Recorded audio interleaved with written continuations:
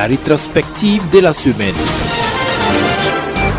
Nous avons retrouvé leur corps plus tard ce jour-là, atrocité commise par les islamistes armés et par les forces de sécurité dans la région du Sahel au Burkina Faso. C'est le titre du rapport publié ce jeudi par Human Rights Watch. Le dit rapport révèle aussi bien plus de 40 meurtres que l'ONG attribue à ce qu'elle appelle groupes armés islamistes et ciblant surtout des personnes suspectées de collaborer avec le gouvernement, mais aussi l'exécution par les forces de sécurité burkinabées de plus de 115 hommes accusés de soutenir ou d'héberger les islamistes armés. Pour aboutir à ces résultats, l'ONG de défense des droits humains a interrogé entre autres 92 victimes et témoins, des leaders communautaires, des responsables du gouvernement et des analystes en matière de sécurité. Les abus décrits se sont produits selon Human Rights Watch dans 32 villages de la région du Sahel burkinabé entre le milieu de l'année 2018 et février 2019. Pour la directrice pour le Sahel à Human Rights Watch, Corinne Dufka, plusieurs dizaines de personnes ont été tuées dans le cadre de ce qui constitue une brutale détérioration de la situation des droits humains dans le nord du Burkina Faso. Si le rapport fait par ailleurs ressortir le meurtre présumé de 42 civils par des islamistes armés, apparemment en raison de leurs liens véritables ou supposés avec le gouvernement ou parce qu'ils avaient appuyé la formation d'un groupe d'autodéfense, il précise que la plupart des victimes appartenaient aux communautés ethniques Fulse ou Bela. Des témoignages font également état de 19 incidents au cours desquels les forces de sécurité ont sommairement exécuté un total de 116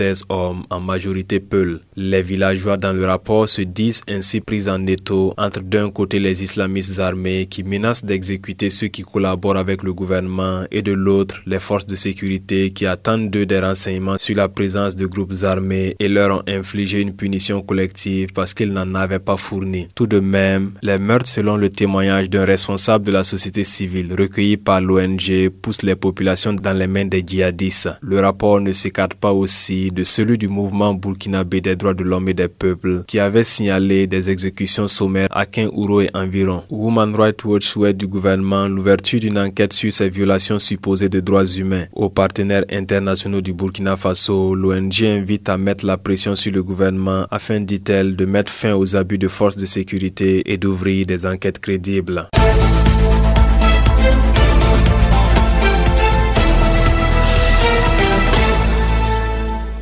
Harcèlement policier et judiciaire, interrogatoire, détention arbitraire, voire menace de mort. Ce sont entre autres des formes de répression que subissent des responsables et militants de l'Organisation démocratique de la jeunesse ODJ, sous le couvert de la lutte antiterroriste, à en croire son président, Dr Gabin Corbeaugo. Il en fait pour preuve quelques cas récents. Premier cas, menace proférée par des gendarmes contre le président de la section de Yaga lors d'une audition du 1er mars 2019 à Boundoré, sous prétexte de non-collaboration des responsables de l'ODJ, intimidation et menaces contre des responsables lors des auditions réalisées aux brigades de gendarmerie de Seba et Boundoré, accusés d'avoir incité des populations à ne pas collaborer avec les FDS. Arrestation et détention arbitraire à Solhan durant 3 heures du président de la sous-section et de jeunes de Solhan. La criminalisation des luttes conduites par l'ODJ, la restriction des libertés de manifestation dans certaines localités et le refus de lui accorder le droit d'occuper certaines enceintes publiques sont aussi cités par l'organisation. Regrettant la multiplication de ces actes qu'elle qualifie d'agression et de provocation, l'ODJ situe ses origines. Face à la force de mobilisation qu'elle représente, du fait de la justesse de ses positions largement partagée par la jeunesse populaire, le MPP et alliés tentent de présenter l'ODJ comme une organisation subversive, voire une menace pour leur pouvoir et qu'il convient à tout prix de liquider. Estimant que l'objectif visé est la liquidation de leur structure afin d'éviter tout mouvement de contestation du pouvoir par la jeunesse et de freiner son élan révolutionnaire, les responsables de l'ODJ, tout en dénonçant les dites répressions et s'élevant contre ce qu'ils qualifient de velléité de liquidation, interpellent les autorités au respect des droits des citoyens, des libertés d'expression et de manifestation.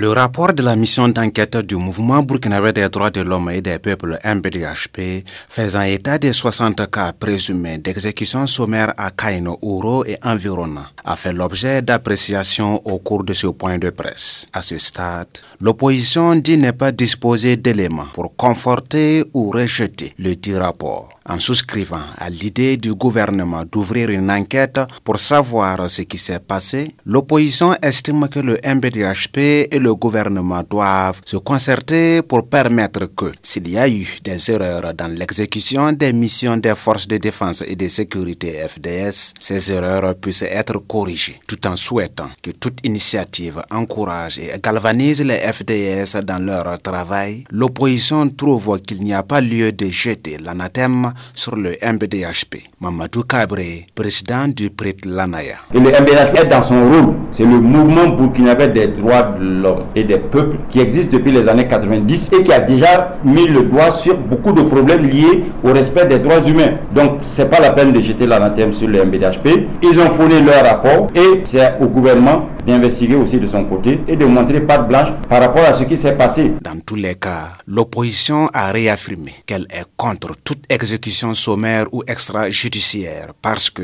avance-t-elle, celle-ci comporte des risques énormes d'erreurs et pouvant être utilisés comme instrument de règlement de compte. L'opposition dit être consciente qu'aucun citoyen n'est protégé contre un complot ou un règlement de compte de la part d'un ennemi, d'un concurrent ou d'un adversaire.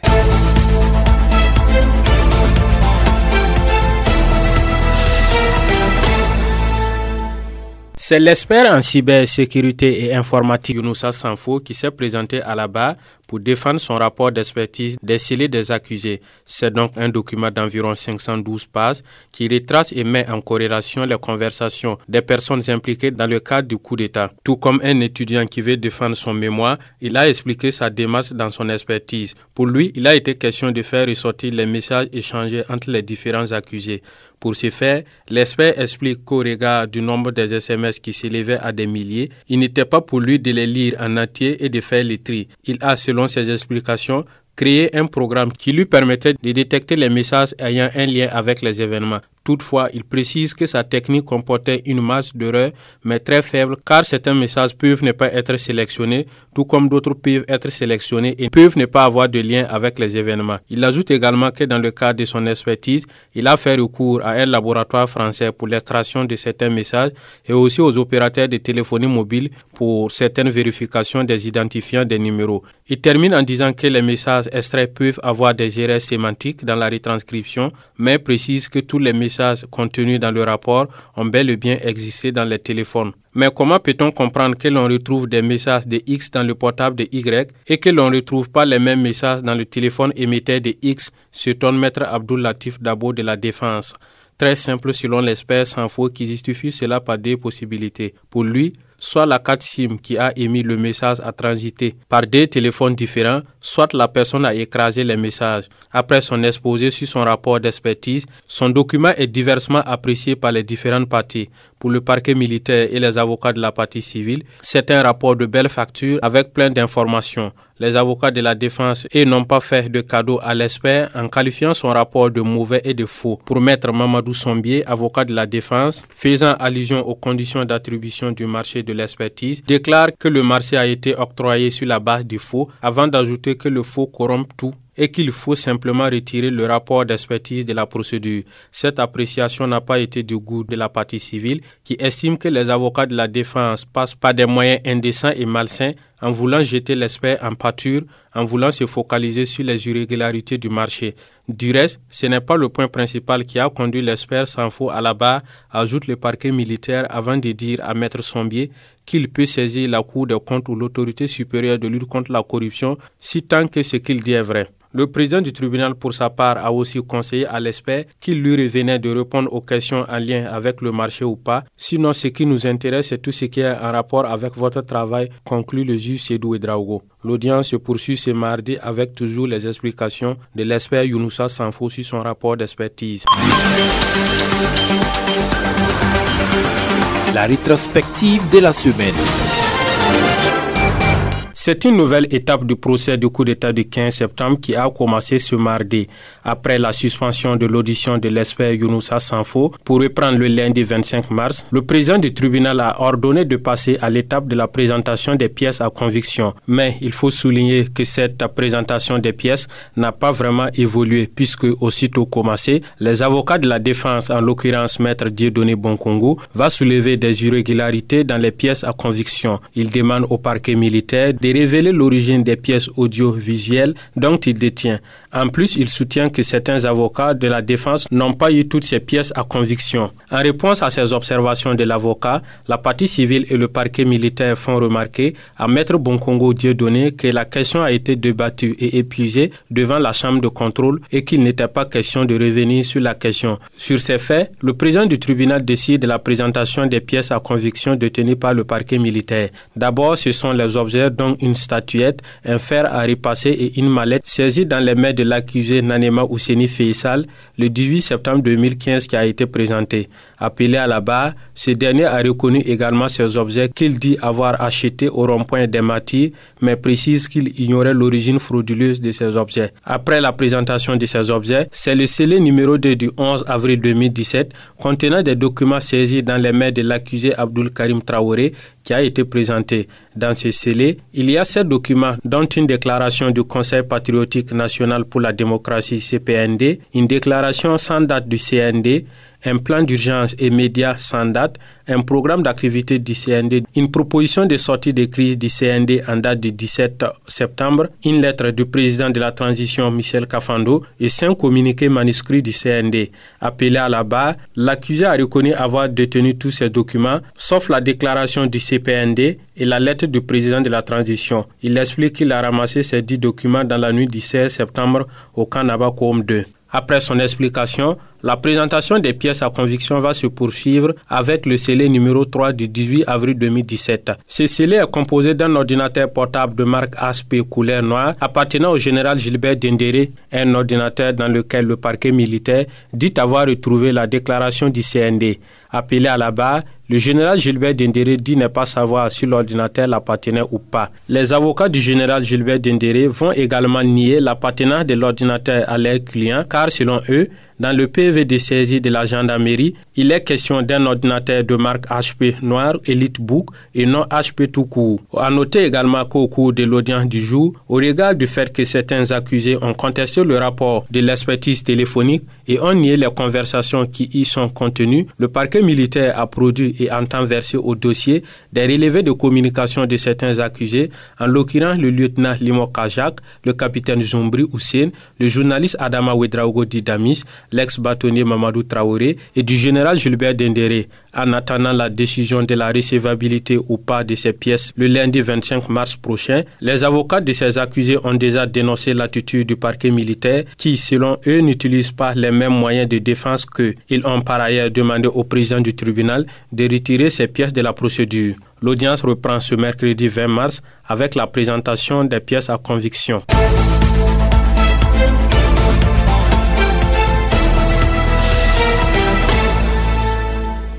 Cette journée d'audience a été marquée par le début de la présentation des pièces à conviction. 2 clés USB, une de marque Imension contenant des éléments sonores et une autre de marque Toshiba contenant des éléments vidéo sont les 2 scellés qui seront contradictoirement débattus devant la barre. Ainsi, la présentation a débuté par les éléments sonores extraits d'enregistrement téléphonique. Le premier, intitulé AKT, est un dossier contenant 5 éléments d'écoute mettant en cause le colonel Abdul Karim Traoré. Mais avant même de procéder à la présentation, Maître Dieudonné Bonkongo, avocat du général Djibril Bassolé, et Maître Dieudonné Willy, avocat du colonel Abdul Karim Traoré, prennent la parole pour émettre des inquiétudes. Si Maître Dieudonné Willy se contente de poser une question au parquet, à savoir si le dossier AKT concerne son client le colonel Abdul Karim Traoré, ou plutôt Abdul Karim Traoré dit le perfect homme, l'homme. Cela n'est pas le cas de Maître Dieudonné Bonkungu qui demande au tribunal d'écarter les écoutes de la procédure au regard selon lui de l'illégalité de ces écoutes.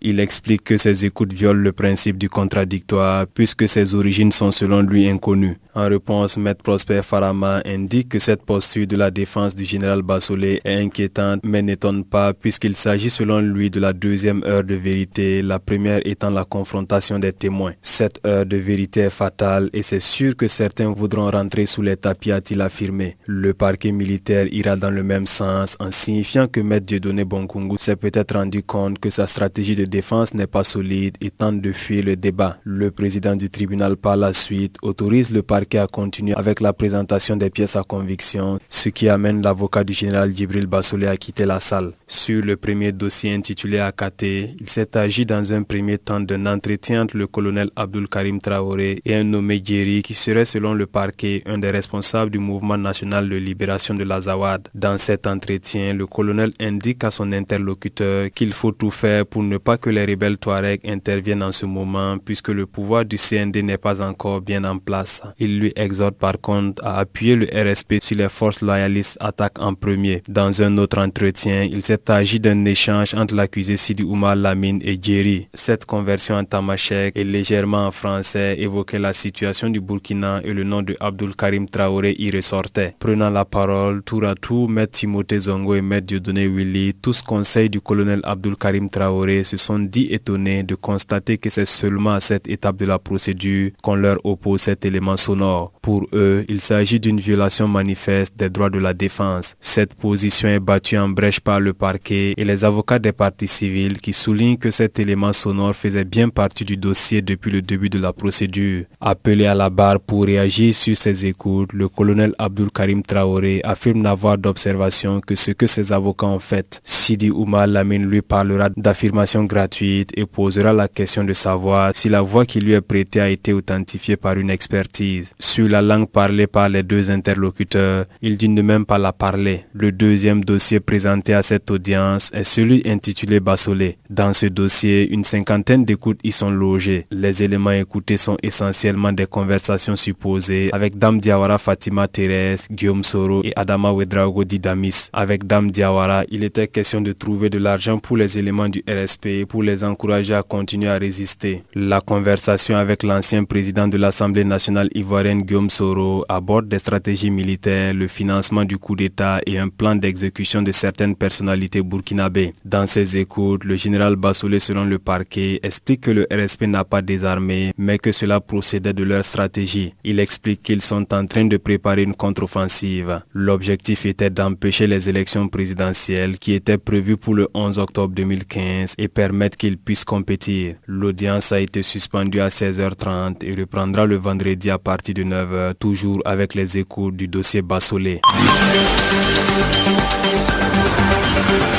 La rétrospective de la semaine. Ce sont environ une trentaine de communications du général Djibril Bassolé qui a été écoutée à l'audience du jour. La plupart de ces communications a été effectuée entre le général Djibril Bassolé et l'accusé Fatoumata Thérèse Diawara. Les conversations entre ces deux personnes ont porté essentiellement sur les stratégies de résistance qu'il fallait mettre en place pour résister après la dissolution du RSP le 25 septembre 2015.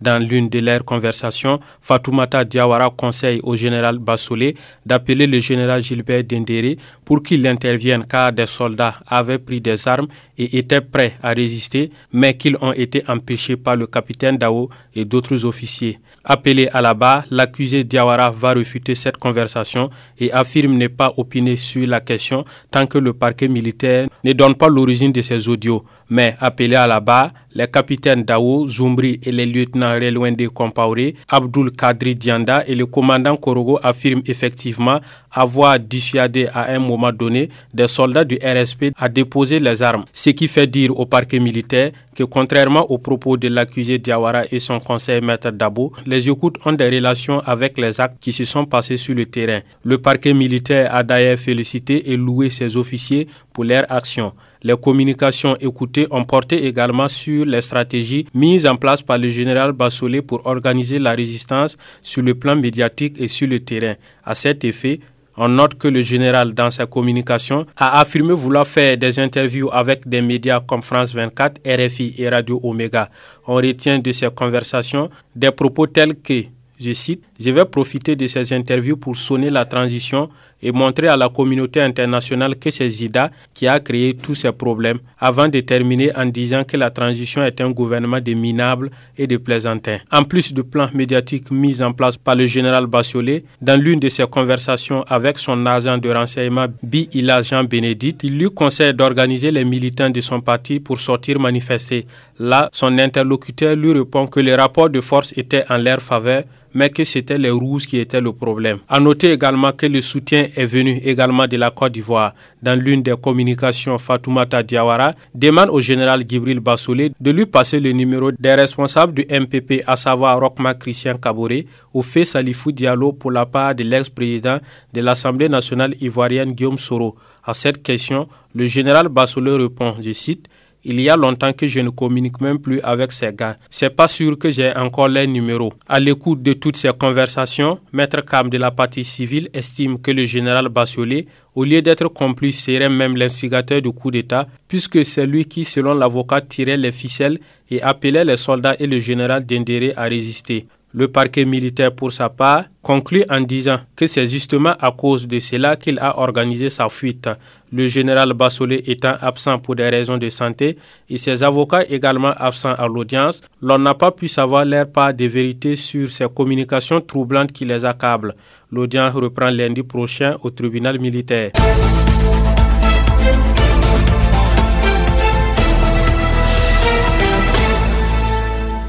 Environ 933 cas de méningite, dont 55 décès enregistrés et 5,5% de malades en situation de létalité. C'est le point des cas de méningite enregistrés du mois de janvier à mi-mars. Les zones fortement touchées par la maladie sont les régions de l'Est et du Sud-Ouest. Wilfried Ouedraogo, directeur de la protection. En termes de chiffres, il faut dire que comparé aux mêmes périodes des 5 dernières années, on a 1 millier de cas de méningite qu'on a pu recenser un peu partout au Burkina. Et ce millier de cas-là se répartit dans les districts sanitaires. La surveillance nous montre qu'il y a 2 régions qui concentrent le maximum de cas, la région du Sud-Ouest et la région de l'Est. Et dans ces régions, il y a des districts particuliers qui ont des cas élevés, en particulier le district de Diapaga, mais également au niveau du sud-ouest, le district de Gawa, de Dano et de Batié. Et actuellement à Diapaga, c'est là que notre concentration est un peu cristallisée du fait qu'il y a une zone de surveillance qui est en épidémie. Dans les zones touchées, des actions sont en vue, toujours selon le directeur, pour faire face à cette maladie. C'est de faire une investigation pour pouvoir avoir de façon exhaustive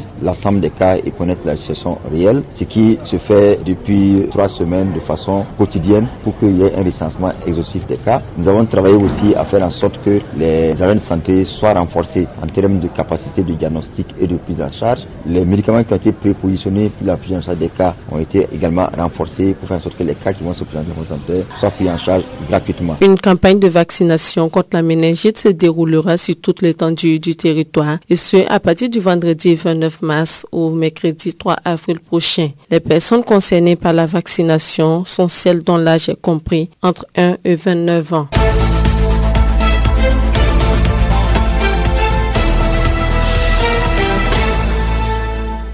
Cinq ballons, une enveloppe financière dont le montant n'a pas été dévoilé à la presse. C'est le geste fait par les étalons du Burkina à l'endroit de l'hôpital et Algado Ouedraogo. Pour le capitaine des étalons Charles Kaboré, ce don est une manière pour eux d'apporter leur soutien aux malades de l'hôpital. Aujourd'hui, on est tous des malades de demain et on a nos parents, on a les enfants et tout. Un pays bien portant, c'est un très bon pays, que tout le monde se sent bien.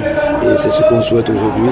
On souhaite bon rétablissement à tous les malades et en se disant que l'hôpital Algado est l'un des plus grands du Burkina et on va les soutenir et pour pouvoir soulager un peu les malades et les familles, donner un peu de morale.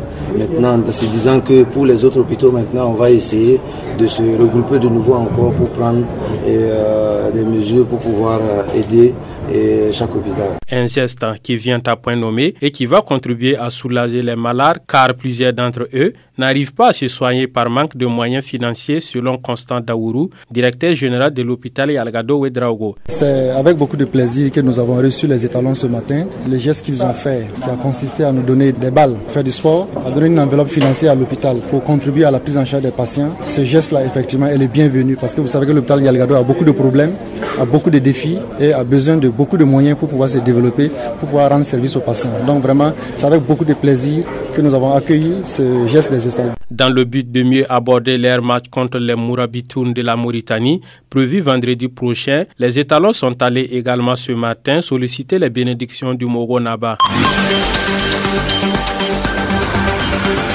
La rétrospective de la semaine. L'émotion était grande ce samedi 16 mars 2019 dans la famille mortière de Dr Roger Moussa Tall. Débuté la veille, ses obsèques en guise de dernier hommage s'y déroulaient. Parents, amis, connaissances, collègues, compagnons et camarades de lutte tenaient à lui rendre cet hommage. Vétérinaire de formation, sa famille professionnelle a témoigné. Docteur Roger Moussa Tall, vous êtes inscrit au tableau de l'Ordre national des vétérinaires de Burkina Faso dès sa mise en place en 1991.